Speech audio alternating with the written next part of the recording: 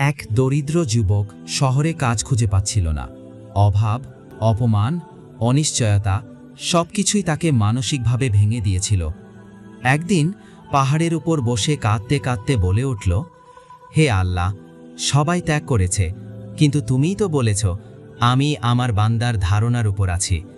আমি জানি তুমি আমার জন্য যথেষ্ট।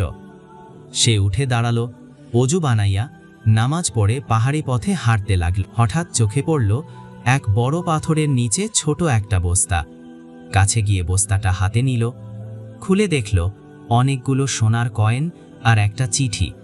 চিঠিতে যেটা লেখা ছিল, যে এই সোনার কয়েনগুলো পাবে সে যেন বিশ্বাস করে আল্লাহ কাউকে খালি হাতে ফেরান না। যারা তার উপর তাওয়াক্কুল করে, তার উপর ভরসা রাখে, তাই তোমরাও তাওয়াক্কুল করো এবং ভরসা রাখো, রিজিক ঠিকই আসবে। পাথরের নিচে লুকানো ছিল তার ভাগ্য, শুধু ভরসা ছিল চাবি। শিক্ষা: যে আল্লাহর উপর ভরসা রাখে তার জন্য রিজিক পাথরের নিচ থেকেও বের হয়ে আসে। শুধু ধৈর্য ও বিশ্বাস ধরে রাখতে হয়।